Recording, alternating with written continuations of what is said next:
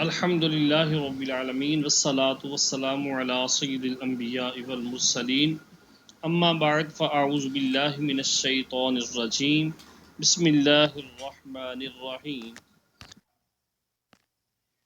جمعے کے بیان کے بارے میں کچھ عرض کر رہا ہوں کہ جمعے کے فضائل و برکات گزرے اور جمعہ چھوڑنے کی وعیدیں آپ کے سامنے میں نے پیش کیں۔ اب جمعہ کے لیے اول وقت جانے کا ثواب اور گردن پھلانگنے کی ممانعت کیا ہے؟ بہار شریعت صفحہ نمبر 761 پر صاحب بہار شریعت حضرت علامہ مولانا مفتی محمد امجد علی اعظمی رحمۃ اللہ تعالی علیہ ارشاد فرماتے ہیں، حدیث نمبر 49، بخاری و مسلم، ابو داود و ترمذی و مالک و نسائی و ابن ماجہ۔ ابو ہریرہ رضی اللہ تعالی عنہ سے راوی فرماتے ہیں صلی اللہ تعالی علیہ وآلہ وسلم، جو شخص جمعہ کے دن غسل کرے جیسے جنابت کا غسل ہے، پھر پہلی ساعت میں جائے تو گویا اس نے اونٹ کی قربانی کی، اور جو دوسری ساعت میں گیا اس نے گائے کی قربانی کی، اور جو تیسری ساعت میں گیا اس نے سینگ والے مینڈے کی قربانی کی، اور جو چوتھی ساعت میں گیا گویا اس نے مرغی نیک کام میں خرچ کی، اور جو پانچویں ساعت میں گیا گویا انڈا خرچ کیا۔ پھر جب امام خطبہ کو نکلا ملائکہ ذکر سننے حاضر ہو جاتے ہیں۔ حدیث نمبر 50 تا 52، بخاری و مسلم و ابن ماجہ کی دوسری روایت انہی سے ہے۔ حضور صلی اللہ علیہ وآلہ وسلم فرماتے ہیں، جب جمعہ کا دن ہوتا ہے فرشتے مسجد کے دروازے پر کھڑے ہوتے ہیں اور حاضر ہونے والے کو لکھتے ہیں سب میں پہلا، پھر اس کے بعد والا، اس کے بعد وہی ثواب جو اوپر آپ کے سامنے میں نے عرض کیا ہے، وہی ثواب ترتیب وائز ملتا ہے۔ پھر امام جب خطبے کو نکلا فرشتے اپنے دفتر لپیٹ لیتے ہیں اور ذکر سنتے ہیں۔ اسی کی مثل سمرہ بنت جندب و ابو سعید خدری رضی اللہ تعالی عنہما سے بھی روایت ہے۔ حدیث نمبر 53، امام احمد طبرانی کی روایت ابو امامہ رضی اللہ تعالی عنہ سے ہے، جب امام خطبے کو نکلتا ہے تو فرشتے دفتر طے کر لیتے ہیں۔ کسی نے ان سے کہا، تو جو شخص امام کے نکلنے کے بعد آئے اس کا جمعہ نہ ہوا؟ کہا، ہاں ہوا، تو لیکن وہ دفتر میں نہیں لکھا گیا۔ حدیث نمبر 54، جس نے جمعہ کے دن لوگوں کی گردنیں پھلانگیں اس نے جہنم کی طرف پل بنایا۔ اس حدیث مبارکہ کو ترمذی و ابن ماجہ معاذ بن انس جہنی رضی اللہ تعالی عنہ سے، وہ اپنے والد سے روایت کرتے ہیں، اور ترمذی نے کہا یہ حدیث غریب ہے، اور تمام اہل علم کے نزدیک اسی پر عمل ہے۔ حدیث نمبر 55، احمد و ابو داود و نسائی عبداللہ بن بصر رضی اللہ تعالی عنہ سے راوی کہ ایک شخص لوگوں کی گردنیں پھلانگتے ہوئے آئے اور حضور صلی اللہ علیہ وآلہ وسلم خطبہ فرما رہے تھے، ارشاد فرمایا، بیٹھ جا، تو نے ایذا پہنچائی۔ حدیث نمبر 56، ابو داود عمر بن عاص رضی اللہ تعالی عنہ سے راوی کے فرماتے ہیں، جمعہ میں 3 قسم کے لوگ حاضر ہوتے ہیں۔ ایک وہ کہ لغو کے ساتھ حاضر ہو، یعنی کوئی ایسا کام کیا جس سے ثواب جاتا رہے، مثلا خطبہ کے وقت کلام کیا یا کنکریاں چھوئیں تو اس کا حصہ جمعہ سے وہی لغو ہے، فضول ہے۔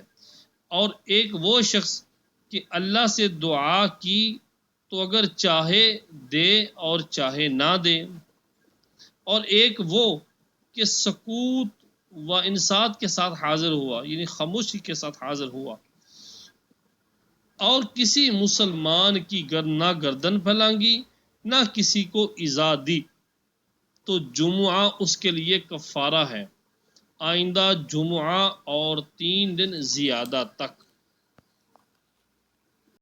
یہاں تک جمعہ کے دن جلدی نماز کے لیے جانا کے فضائل اور لوگوں کی گردنیں پھلانگنے کے بارے میں کچھ وعیدیں پیش کی گئی ہیں۔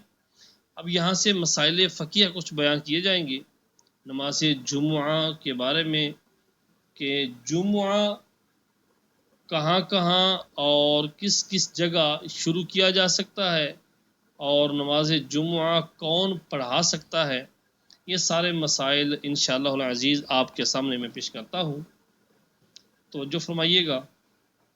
جمعہ فرض عین ہے اور اس کی فرضیت ظہر سے زیادہ مؤکد ہے، یعنی تاکیدی ہے، اور اس کا منکر کافر ہے۔ اگر کوئی بندہ کہے میں جمعہ کو نہیں مانتا تو وہ بندہ کافر ہے۔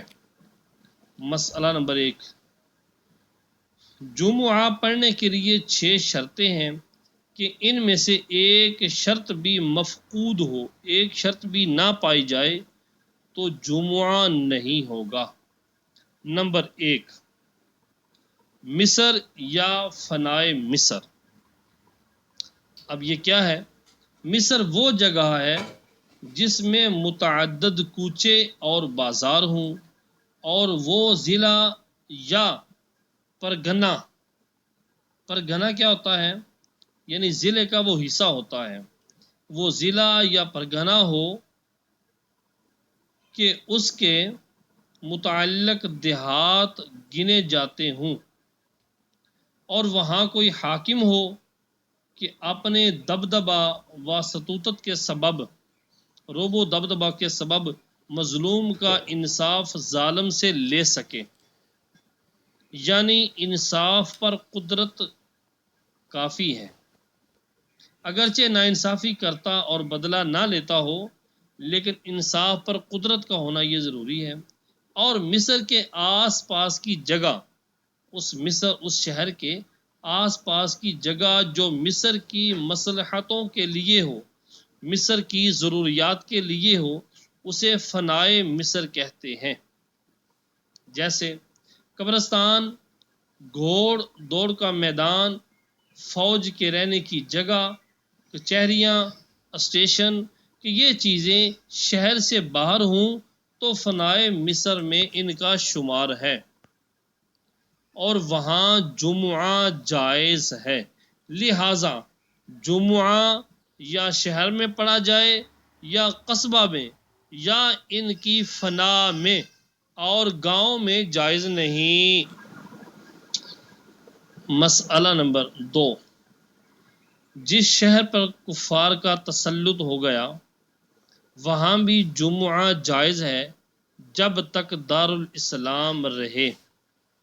مسئلہ نمبر 3، مصر کے لیے حاکم کا وہاں رہنا ضرور ہے، مصر کے لیے حاکم کا وہاں رہنا ضرور ہے، اگر بطور دورہ وہاں آ گیا تو وہ جگہ مصر نہ ہوگی، نہ وہاں جمعہ قائم کیا جائے گا۔ مسئلہ نمبر 4، جو جگہ شہر سے قریب ہے مگر شہر کی ضرورتوں کے لیے نہ ہو، اور اس کے اور شہر کے درمیان کھیت وغیرہ فاصل ہو، یعنی اس کے درمیان اور شہر کے درمیان کھیت ہیں جو فاصلہ کر رہے ہیں، تو وہاں جمعہ جائز نہیں، اگرچہ اذان جمعہ کی آواز وہاں تک پہنچتی ہو۔ مگر اکثر ائمہ کہتے ہیں کہ اگر اذان کی آواز پہنچتی ہو تو ان لوگوں پر جمعہ پڑھنا فرض ہے، بلکہ بعض نے تو یہ فرمایا کہ اگر شہر سے دور جگہ مگر تکلف یعنی بلا تکلیف واپس بار جا سکتا ہو تو جمعہ پڑھنا فرض ہے۔ لہٰذا جو لوگ شہر کے قریب گاؤں میں رہتے ہیں انہیں چاہیے کہ شہر میں آ کر جمعہ پڑھ جائیں۔ مسئلہ نمبر 5، گاؤں کا رہنے والا شہر میں آیا اور جمعہ کے دن یہیں رہنے کا ارادہ ہے تو جمعہ فرض ہے، اور اسی دن واپسی کا ارادہ ہو زوال سے پہلے یا بعد تو جمعہ فرض نہیں، مگر پڑھے تو مستحق ثواب ہے، ثواب پائے گا۔ یوں ہی مسافر شہر میں آیا اور نیت اقامت نہ کی تو جمعہ فرض نہیں۔ گاؤں والا جمعہ کے لیے شہر کو آیا اور کوئی دوسرا کام بھی مقصود ہے تو اس سعی یعنی جمعہ کے لیے آنے کا بھی ثواب پائے گا، اور جمعہ پڑھا تو جمعہ کا بھی ثواب پائے گا۔ مسئلہ نمبر 6، حج کے دنوں میں مینا میں جمعہ پڑھا جائے گا جبکہ خلیفہ یا امیر حجاز یعنی شریف مکہ وہاں موجود ہو۔ امیر حجاز یعنی شریف مکہ وہاں موجود ہو، اور امیر موسم یعنی وہ کہ حاجیوں کے لیے حاکم بنایا گیا ہے۔ امیر موسم سے مراد وہ ہے جو حاجیوں کے لیے حاکم بنایا گیا ہے وہ موجود ہو۔ حاجیوں کے لیے حاکم بنایا گیا ہے تو جمعہ قائم نہیں کر سکتا۔ امیر خالی موسم ہے تو خالی اس کے ہوتے ہوئے جمعہ قائم نہیں ہو سکتا، امیر حجاز کا ہونا ضروری ہے یا خلیفہ کا۔ حج کے علاوہ اور دنوں میں مینا میں جمعہ نہیں ہو سکتا، اور عرفات میں مطلقاً نہیں ہو سکتا جمعہ، نہ حج کے زمانہ میں نہ اور دنوں میں۔ مسئلہ نمبر 7، شہر میں متعدد جگہ جمعہ ہو سکتا ہے، خواہ وہ شہر چھوٹا ہو یا بڑا، اور جمعہ 2 مسجدوں میں ہو یا زیادہ، مگر بلا ضرورت بہت سی جگہ جمعہ قائم نہ کیا جائے کہ جمعہ شعائر اسلام سے ہے، اسلام کی نشانیوں میں سے ایک نشانی ہے اور جامع جماعت ہے۔ بہت سی مسجدوں میں ہونے سے وہ شوکت اسلامی، وہ سلطنت اسلامی، وہ رعب و دبدبہ وہ باقی نہیں رہتی جو اجتماع میں ہوتی ہے۔ نیز دفع حرج کے لیے تعدد جائز رکھا گیا ہے، یعنی اگر تکلیف ہوتی ہو، پریشانی لاحق ہوتی ہو دور سے آنے والوں کے لیے، یا جگہ کم پڑ جاتی ہو تو تعدد یعنی زیادہ مقامات پر رکھنا جائز کہا گیا ہے۔ تو خواہ مخواہ جماعت پر گندہ کرنا اور محلہ محلہ جمعہ قائم کرنا نہیں چاہیے۔ نیز ایک بہت ضروری امر جس کی طرف عوام کو بالکل توجہ نہیں وہ یہ ہے کہ جمعہ کو اور نمازوں کی طرح سمجھ رکھا ہے کہ جس نے چاہا نیا جمعہ قائم کر لیا اور جس نے چاہا پڑھا دیا، یہ جائز نہیں، اس لیے کہ جمعہ قائم کرنا بادشاہ اسلام یا اس کے نائب کا کام ہے۔ اس کا بیان آپ کے سامنے آگے انشاءاللہ پیش کرتا ہوں۔ اور جہاں اسلامی سلطنت نہ ہو وہاں جو سب سے بڑا فقیہ سنی صحیح العقیدہ ہو اور احکام شرعیہ جاری کرنے میں سلطان اسلام کے قائم مقام ہے، مفتی اسلام جسے کہہ لیں آپ، لہٰذا وہی جمعہ قائم کرے، بغیر اس کی اجازت کے نہیں ہو سکتا۔ اور یہ بھی نہ ہو تو عام لوگ جس کو امام بنائیں، عالم کے ہوتے ہوئے عوام بطور خود کسی کو امام نہیں بنا سکتے۔ نہ یہ ہو سکتا ہے کہ 2-4 شخص کسی کو امام مقرر کر لیں، ایسا جمعہ کہیں سے ثابت نہیں۔ مسئلہ نمبر 8، ظہر احتیاطی کہ جمعہ کے بعد 4 رکعت نماز اس نیت سے کہ سب میں پچھلی ظہر جس کا وقت پایا اور نہ پڑی خاص لوگوں کے لیے ہے جن کو فرض جمعہ ادا ہونے میں شک نہ ہو۔ اور عوام اگر ظہر احتیاطی پڑھے تو جمعہ کے ادا ہونے میں انہیں شک ہوگا، وہ نہ پڑھیں اور اس کی چاروں رکعتیں بھری پڑی جائیں، اور بہتر یہ ہے کہ جمعہ کی پچھلی 4 سنتیں پڑھ کر ظہر احتیاطی پڑھیں، پھر 2 سنتیں، اور ان 6 سنتوں میں سنت وقت کی نیت کریں۔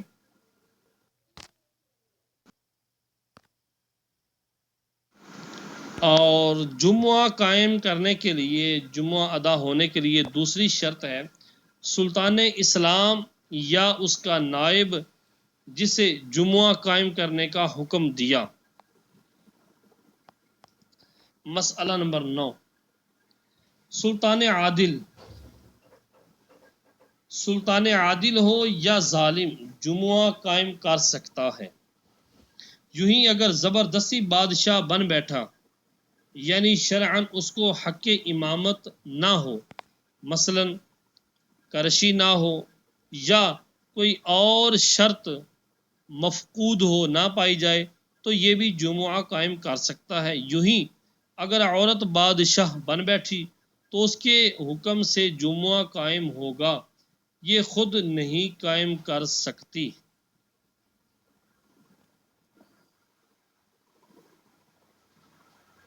مسئلہ نمبر 10،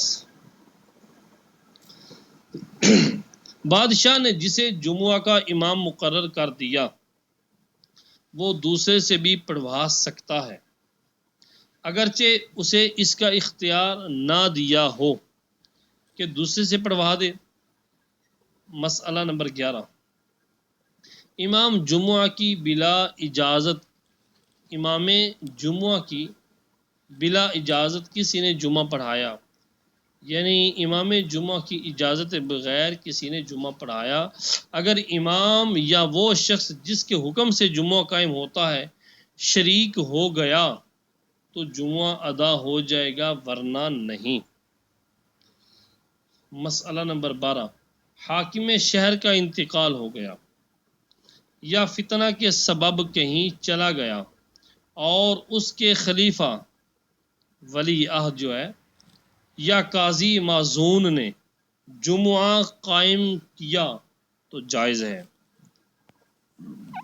قاضی معزون یعنی جس کو اجازت دی ہوئی، ایسا قاضی جو اجازت شدہ ہے۔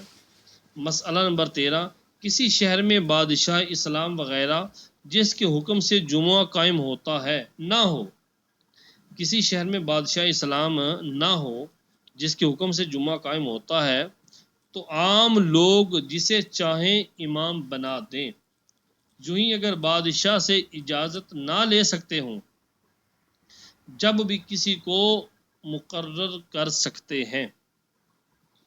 نمبر 14، حاکم شہر نابالغ یا کافر ہے اور اب وہ نابالغ بالغ ہوا یا کافر مسلمان ہوا تو اب بھی جمعہ قائم کرنے کا ان کو حق نہیں، البتہ اگر جدید حکم ان کے لیے آیا یا بادشاہ نے کہہ دیا کہ بالغ ہونے یا اسلام لانے کے بعد جمعہ قائم کرنا تو قائم کر سکتا ہے۔ مسئلہ نمبر 15، خطبہ کی اجازت جمعہ کی اجازت ہے، یعنی اگر خطبے کی اجازت دے دی گویا کہ جمعہ کی اجازت دے دی، اور جمعہ کی اجازت خطبہ کی اجازت ہے، اگرچہ کہہ دیا ہو کہ خطبہ پڑھنا اور جمعہ نہ قائم کرنا تب بھی اجازت ہی ہے۔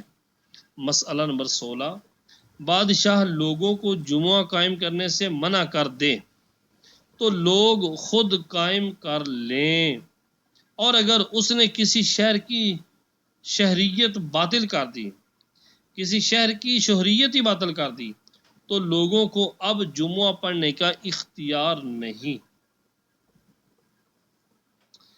یہ اس وقت ہے کہ بادشاہ اسلام نے شہریت باطل کی ہو اور کافر نے باطل کی تو جمعہ پڑھیں۔ مسئلہ نمبر 17، امام جمعہ کو بادشاہ نے معزول کر دیا تو جب تک معزولی کا پروانہ نہ آئے، جب تک معزولی کا پروانہ، معزولی کا خط، معزولی کا آرڈر نہ آئے یا خود بادشاہ نہ آئے معزول نہ ہوگا، اگر جمعہ پڑھائے تو ہو جائے گا۔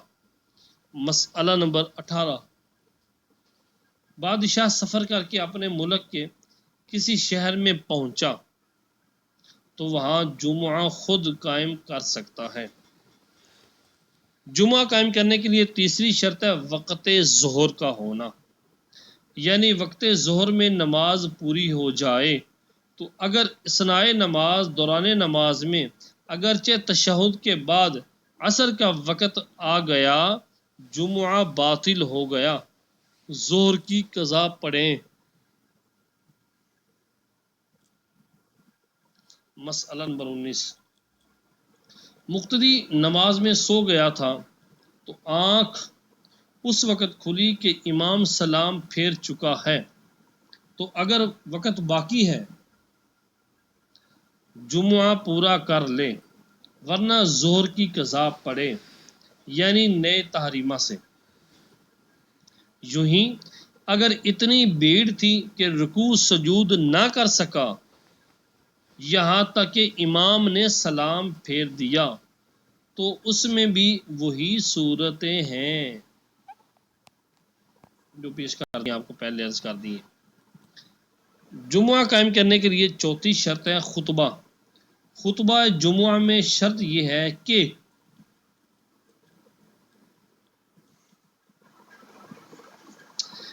خطبہ وقت میں ہو اور نماز سے پہلے ہو اور ایسی جماعت کے سامنے ہو جو جمعہ کے لیے شرط ہے، یعنی کم سے کم خطیب کے سوا 3 مرد ہوں اور اتنی آواز سے ہو خطبہ کے پاس والے سن سکیں۔ اگر کوئی امر مانع نہ ہو تو اگر زوال سے پیشتر خطبہ پڑھ لیا یا نماز کے بعد پڑھا یا تنہا پڑھا یا عورتوں بچوں کے سامنے پڑھا تو ان سب صورتوں میں جمعہ نہ ہوا۔ یہ جمعہ کی خطبہ کی شرائط بیان ہو رہی ہیں کہ وقت میں ہو، نماز سے پہلے ہو، ایسی جماعت کے سامنے ہو کہ جو جماعت جمعہ کے لیے شرط ہے، یعنی اس خطیب کے سوا 3 مرد ہوں اور اتنی آواز سے ہو کہ پاس والے سن لیں کہ جب کہ امر ماننے نہ ہو۔ اگر بچے ہیں سامنے یا صرف عورتیں ہیں تو ان سب صورتوں میں جمعہ نہ ہوا۔ اور اگر بہروں یا سونے والوں کے سامنے پڑھا یا حاضرین دور ہیں کہ سنتے نہیں یا مسافر یا بیماروں کے سامنے پڑھا جو عاقل بالغ مرد ہیں تو جمعہ ہو جائے گا۔ مسئلہ نمبر 21،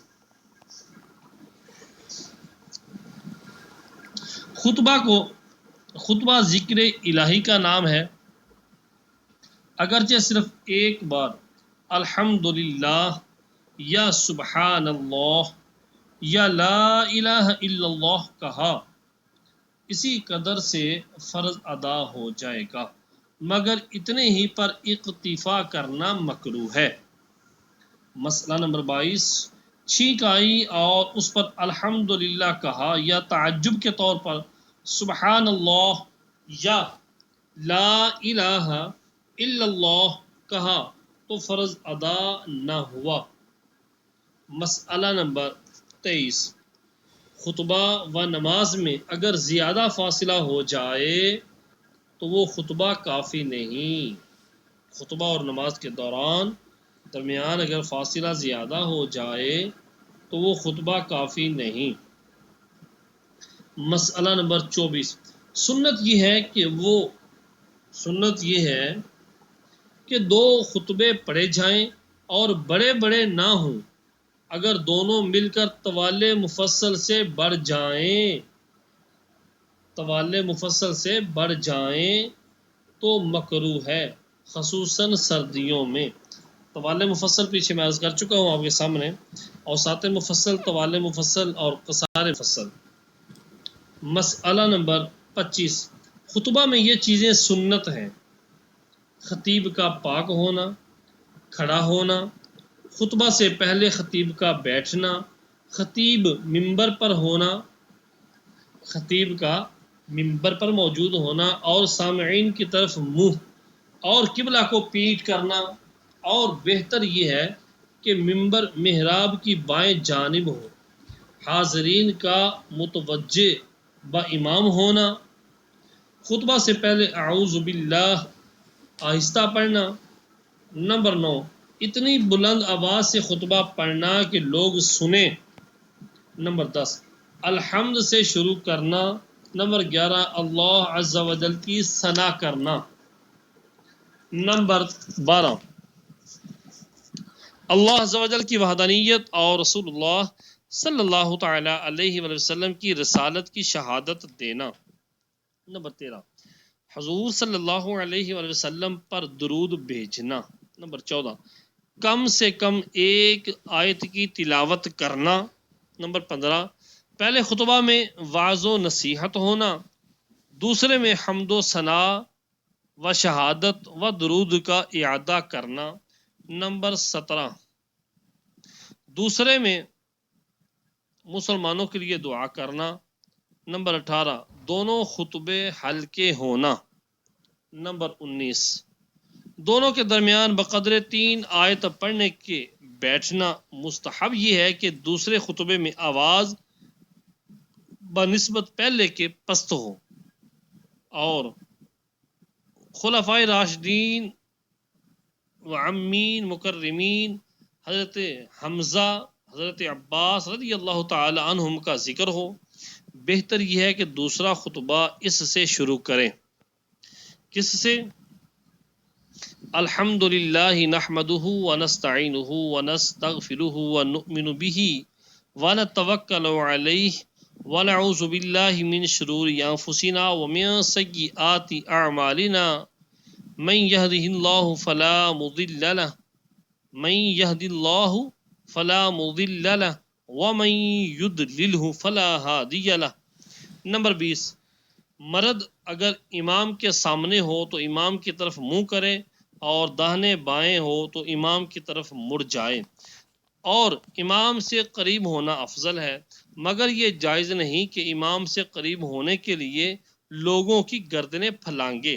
البتہ اگر امام ابھی خطبہ کو نہیں گیا اور آگے جگہ ہے، باقی ہے، تو آگے جا سکتا ہے، اور خطبہ شروع ہونے کے بعد مسجد میں آیا تو مسجد کے کنارے ہی بیٹھ جائے۔ نمبر 22، خطبہ سننے کی حالت میں 2 زانوں بیٹھے جیسے نماز میں بیٹھتے ہیں۔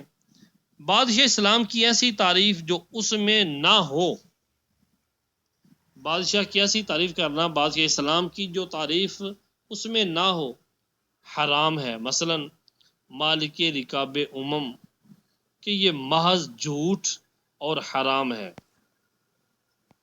نمبر 27، مسئلہ نمبر 27، خطبہ میں آیت نہ پڑھنا، یا دونوں خطبوں کے درمیان جلسہ نہ کرنا، یا اثناء خطبہ میں کلام کرنا مکروہ ہے۔ لہٰذا اگر خطیب نے نیک بات کا حکم کیا یا بری بات سے منع کیا تو اسے اس کی ممانعت نہیں۔ مسئلہ نمبر 28، غیر عربی میں خطبہ پڑھنا یا عربی کے ساتھ دوسری زبان خطبہ میں خلط کرنا، یا عربی کے ساتھ دوسری زبان خطبہ میں خلط کرنا، ملانا خلاف سنت متوارثہ ہے۔ یعنی پہلے جو سنت چلی ہوئی آ رہی ہے وہ ایسی نہیں ہے کہ عربی کے ساتھ دوسری زبان مکس کی جائے۔ یوں ہی خطبہ میں اشعار پڑھنا بھی نہیں چاہیے، اگرچہ عربی ہی کے ہوں۔ ہاں 2-1 شعر پند و نصیحت کے اگر کبھی پڑھ لے تو حرج نہیں۔ صلو علی الحبیب صلی اللہ تعالی علیہ وآلہ وسلم۔